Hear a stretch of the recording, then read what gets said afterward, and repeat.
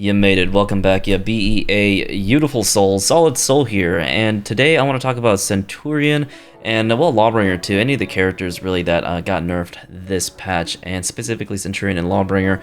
Warlord too, I suppose, because I want to talk about Juggernaut too and how it affects their playstyle and what this means for them in the next coming days when it comes to actually fighting them in game. And so for Centurion, he's basically unchanged. I'm not gonna lie to you, it's kind of like the Zerker effect.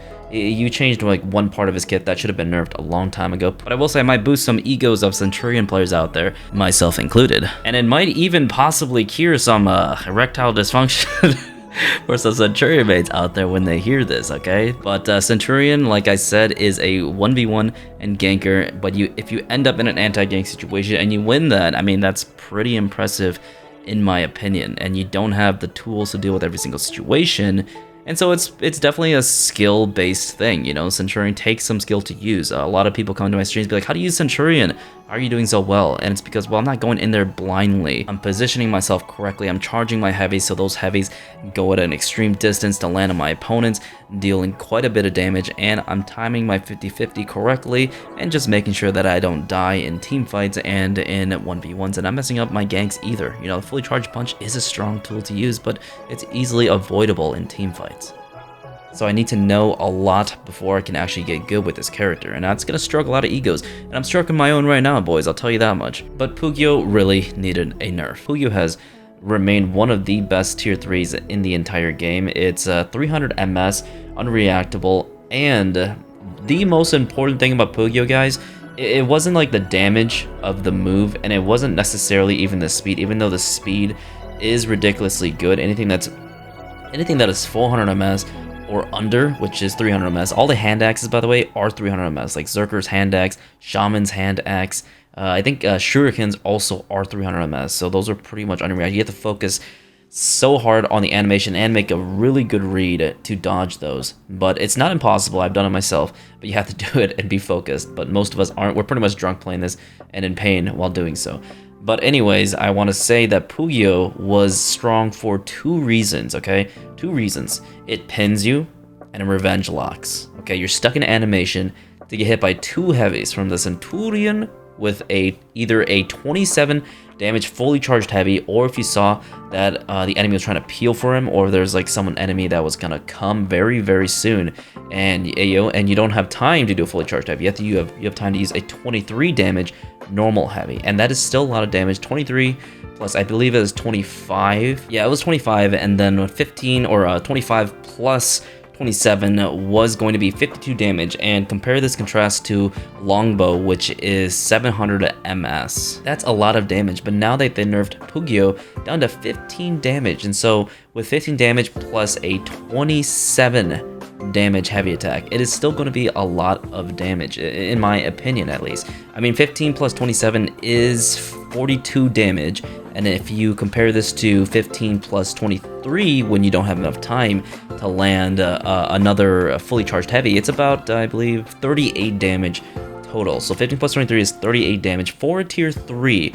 And yes, you can say that it takes a little bit more startup and total time to deal that direct damage compared to Longbow. But Longbow is much slower. It is 700 MS and it's reactable. Of course, they're both projectiles, which do need to be looked at in the future and maybe deal less damage, maybe deal 40 damage for Longbow. I think that would be very fair in my opinion. But I was going to say fire. But I was going to say fair is a much better word in this context. But, you know, 38 damage or 42 damage is very good for a tier 3 with the ability to revenge lock. That is so good, and keeping you in place for your teammates to land full heavies. Now this is such a strong thing. Now the reason why it was strong is because of those two reasons. It wasn't the damage, and it wasn't necessarily the speed either. It was the ability to just lock your opponents down and make sure that they couldn't do anything in that specific moment. It was unreactable, locks you down, and did big damage too, in conjunction with your heavy attacks with the other teammates too. And of course it goes into your chain mix-up, which is one of the best chain mix-ups in the entire game because it also pins and has Haymaker. Haymaker deals way more damage, 5 more damage for every single punch throw and all that good stuff, and the kicks as well for Centurion. It's just a lot of things that Centurion has going for him when it comes to the 1v1 department and the 2v1s department. Now, His ganking, we all know, well, I'd say most of us know that his Centurion's ganking is very good. His 1v1s is one of the best, okay? But you do have to know and understand the matchup knowledge and understand that, you know, he is not going to be anti-ganking. He is going to be a duelist, so you have to get those parries.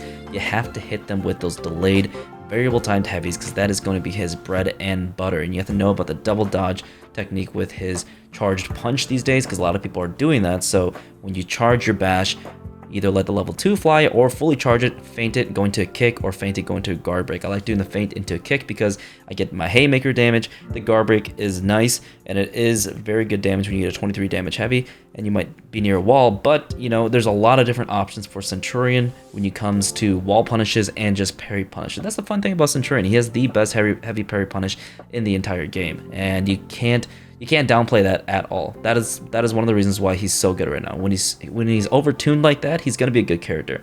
When he gets nerfed in that regard, he might drop down a little bit, but I don't think it's gonna be that big of a deal for him. Because you're not supposed to overextend yourself. You're not supposed to jump into a 1v2 or 1v3 and expect to win. And when you are 2v2ing with the enemy team and your teammate dies, you're not really supposed to win that either, because he doesn't have the tools to anti-gank. He has some things to make himself a little bit more predictable. That dodge attack really helps him out. Target top dodge attack, make sure your attacks are being external and all that good stuff. I mean, your zone has a pretty good hitbox to make it so that you can stall just for a little bit longer, but you have to position yourself very well. And the charge bash can be target swapped, which can force some nasty reads. If you do decide to target swap that bash, it can be very helpful, but definitely don't do it all the time, because it can be more predictable, and the hitbox of it is not the best bash in my opinion. You know, Warmongers has a very good travel distance. Shoulder bash for Warden also has a really good travel distance when you target swap that.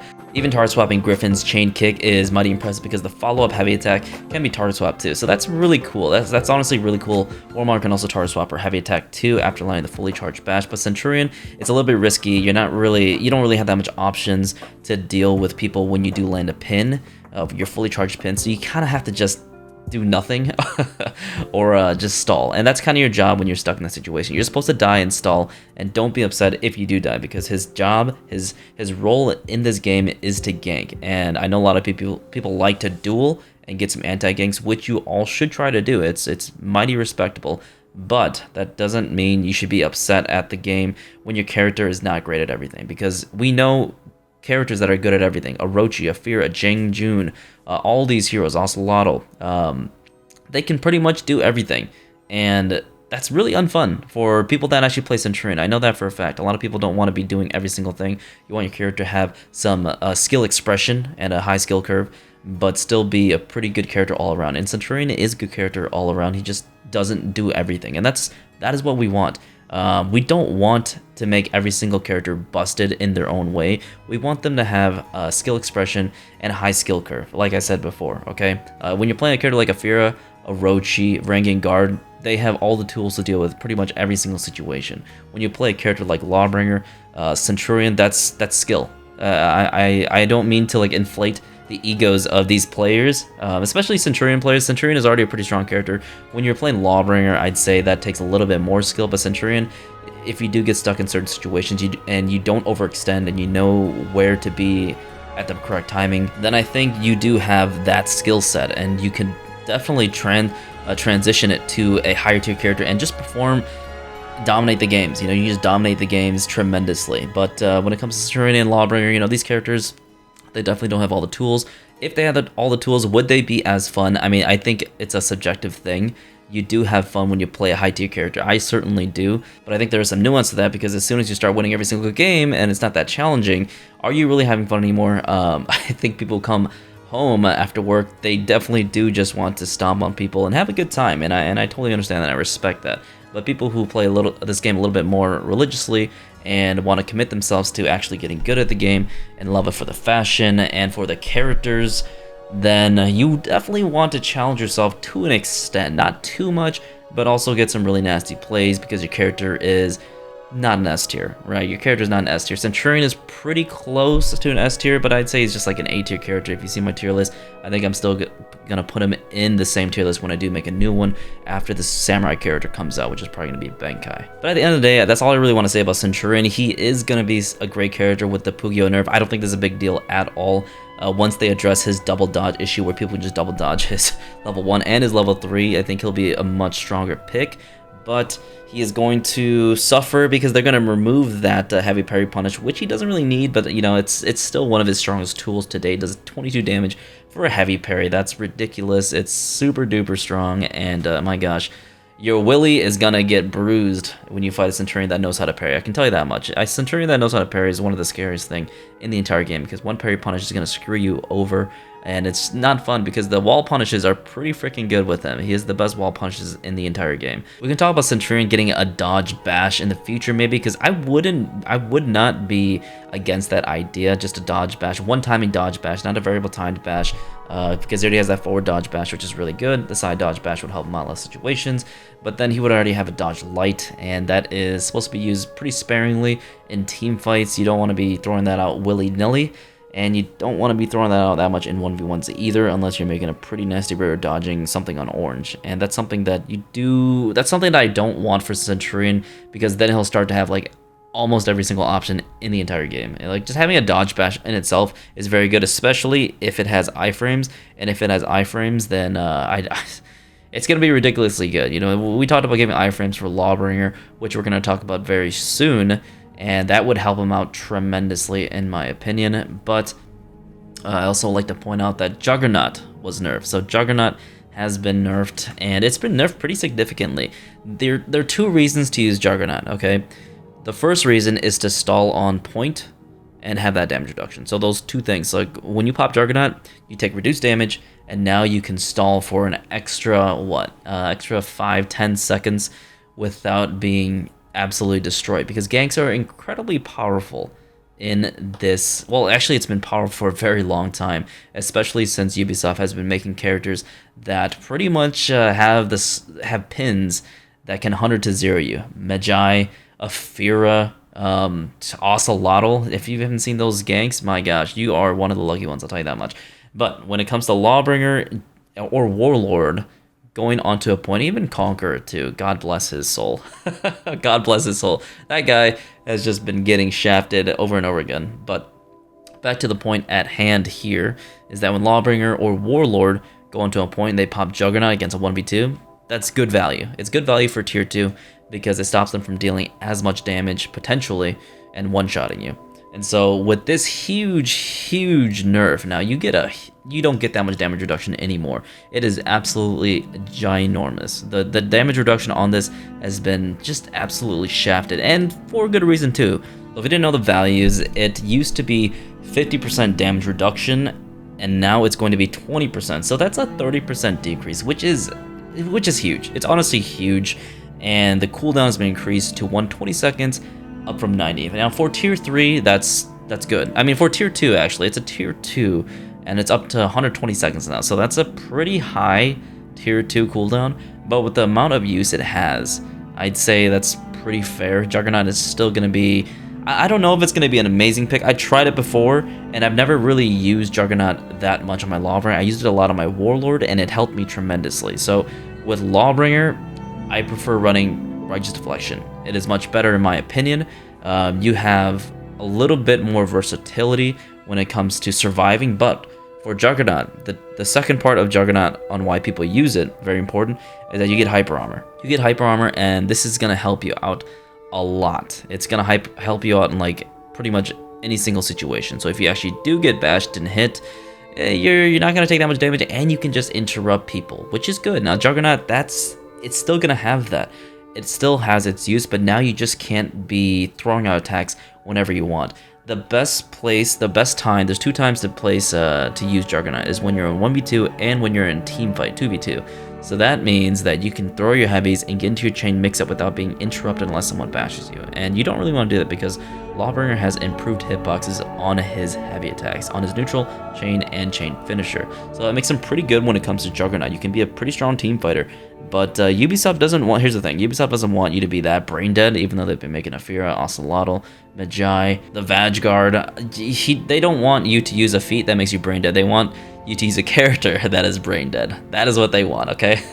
So they nerfed that significantly. Now, you still have the ability to have the uninterruptible stance, okay? You can try it, and I think you're gonna survive a little bit less longer, but you still have that ability to go into hyper armor on all your attacks, and that's still going to have some decent value, especially if you don't prefer using righteous deflection. Righteous deflection, you don't get that hyper armor, but you do get that damage reduction, which is going to be 50%. And when you compare this to Juggernaut, and so righteous deflection, when you get that 50% damage reduction, it's for 5 seconds, and then the cooldown to get it back is only 10 seconds. For Juggernaut, okay, you get 10 seconds of movement speed reduced, you can't sprint, you do get the damage reduction, which is going to be 20% now, and you have hyper armor, so that's very good. But however, when you're finished with that, it's just 10 seconds. You have to wait 120 seconds now, and that's crazy. Before it was 90 seconds, which wasn't too bad, and before you would have 50%, which is a great trade-off. I think Juggernaut was objectively the better one to use instead of righteous deflection, because you had to have skill and use and get the parries, and a lot of times it's very hard to get parries in 1v2s because there'd be a lot of bashes and 100 to 0s against a Lawbringer. A Lawbringer doesn't have good defensive capabilities when it comes to his dodge bash, so he has to respect it and go for a skill parry. But now, Juggernaut is just not as good as Righteous Deflection, in my opinion. If you want Juggernaut, if you want that damage reduction, you go for Righteous Deflection. If you want the ability to have hyper on all your attacks, you go for Juggernaut. But there's some risk and there's some trades you need to do when you go for Juggernaut. You can't have everything now. Juggernaut was the feat that gave you everything, and it definitely needed a nerf for the longest time. It's a good feat still, but now you have to use a little bit more brain. They're trying to make this game not as brain dead, thank God. But let's work on our Orochi here, guys. Work on our Orochi, and then maybe we can talk about not having brain dead characters. So let's just hope the new character's not as brain dead, guys. I hope to God that he is not. On my stream, I played some Lawbringer, quite a bit of Lawbringer, and I decided to use Juggernaut instead of Righteous Deflection. And I'm not gonna lie to you, this is still a lot of value. It is a lot of value. I barely noticed the difference. I think I maybe took a little bit more damage than before. Well, I definitely did, but it didn't really feel that noticeable because the thing is, most people don't even attack you in Juggernaut. Because a lot of people don't want to be feeding revenge, especially the good players. And it's just pointless to attack someone because you're going to give them so much tags when you could have just waited like 10 seconds and then did your gank. Now that 10 seconds does add up. Like, don't get me wrong, the 10 seconds add up. Someone who just died came all the way back from the spawn can reach you within that period of time, and you've stalled quite a bit already. And then you can go into the 2v2 situation and try to win your team fight. That's a lot of value. Juggernaut is incredibly good. It's not that big of a nerf in my opinion. Like, it's a good nerf, but it's a standardization that needed to happen. It's a nerf that was just long overdue, just very long overdue. In solo queue, when you're playing by yourself and you're not up against like stacks and freaking comp players who know how to freaking gank 24/7, Juggernaut has a lot of value still, like an incredible amount of value, because people aren't gonna know how to gank consistently and not feed revenge. So you're gonna get a lot of revenge. You're gonna get a lot of revenge game, dude. Like, after the 10 seconds is up, they're just gonna mash you, dude. They're just gonna mash you. So you parry, you dodge, you get revenge, and then you stall. But of course, you still have to think about, okay, are my teammates gonna come help me? Is this a point that they can easily access? Have them been going to the other point more than this point? Should I even be stalling here? Like, if you stall there, you're playing to win, and that's what you should be doing, right? You should be doing that, because if you stall on an enemy point or on your point and make sure that they don't take it, that's good value, because your teammates can go gank 3v1 the other guy at the other point. You know, it's an equal trade. It's a good trade in my opinion. You take that trade. I mean, I take that trade. That's how you win. If you don't play that way, you don't necessarily win, in my opinion, because 4 people fighting like 2 people or 1 person on 1 point, that just means you're gonna lose the game. 99% of the time, that means you're gonna lose the game, 100%. But with this entire experience I played with Lawbringer and even Warlord, I don't think it's affected their gameplay at all. If you have a little bit of game knowledge and you respect other opponents, especially characters, you respect the character, and you sort of play with 2% of your brain power. I think you'll be okay. You don't need all that damage reduction with Juggernaut. I don't think anybody's going to try ganking you, and I think people are going to respect you when you start popping that shit, because I'm not going to attack someone who's in Juggernaut. The only thing I'm going to do is, like, dodge roll, dude. I'm going to unlock and run the other direction. That's how you counter Juggernaut, like 90% of the time. You wait it out, and then afterwards you gank him. And then he's just like, oh god, I wish I ran freaking Righteous Deflection instead, man. But yeah, that's what I think about it, because it's not that big of a nerf in my opinion. What do you guys think about it? Have you guys been surviving or dying more in your experience? Because I haven't really noticed too much of a difference, and I barely run Righteous Deflection, or I barely run Juggernaut, except of course on my Warlord. I do want to try Thick Skin out soon, but I think having Juggernaut is going to be better. Thick Skin is only good on Peacekeeper because that's the only good tier 2 she really has, or any other character with a tier 2 that only has Thick Skin. Warmonger, I've been running on Warmonger too, but Warmonger has Arrow Strike, and that's objectively the better feat, and also her tier 1, which is the one that gives her more damage and health, I believe. Or I think it's a health on the tier 2. That one is also objectively better than Thick Skin. But I mean, Thick Skin has its uses if you want to be a little bit more tankier, and I'd say that is the right play if you're going for that type of play style. You know, and there's a few build varieties. I would love if we could have more choices. That would be sick if we could have more choices within our feat selection. Maybe 5 different types of feats that you could be rotating in and out. That'd be kind of cool in my opinion, having a little bit of MOBA aspects to it and not make the game so boring. But you know, that's just my opinion. Let me know what you guys think about that. I think a lot of people have said that in the comments on my previous videos, and I would love to have a discussion about that. But yeah, those are my thoughts on the characters that got nerfed, especially Lawbringer, Centurion, and Warlord. Those characters are still going to be pretty freaking good. Warlord is still a very good character too. Don't underestimate him. His ledge potential, his stamina damage, his reliable hyper armor heavies, they're incredibly good now. They're still great because you can just kind of no-brain. I don't really need to think too much when I play Warlord. Against like the higher tier characters, you might have to use a little bit of your brain power and position better, but you still have very good tools to deal with their nonsense, you know, except for Ranking Guard maybe. Ranking Guard is kind of the character that you can't really punish because you don't have an unblockable, and so you have to respect her. You have to respect her, and she doesn't have to respect you, which kind of sucks. And so Warlord definitely needs a few adjustments in the future, especially when it comes to his versatility of his kit, and maybe adjustments to his full block too, in my opinion. So let's just see what Ubisoft has planned for us. Because I'd be pretty happy to see a Warlord adjustment in the future. But there's tons of characters that need more adjustments. So thank you for watching, everybody. Hope you guys enjoyed the video, and let me know how your experiences are going with these nerfs. Pugio nerf, the Juggernaut nerf, and all of those good stuff. Fire Flask, and of course all of the Fury too. The Fury is not that big of a deal in my opinion, and I've said it in my last video, and so is the Fire Flask one. Not that big of a deal. It needed to be nerfed, but the Juggernaut and the Pugio nerfs are pretty big, and I'd like to see what you guys think about it and how your games have been. So thank you so much for watching. Hope you guys have a beautiful day. Thank you for checking out the stream and all that good stuff. We'll be making a Tekken video coming very, very soon, okay? Look out for that, alright? Look out for that. Bye-bye. See you later.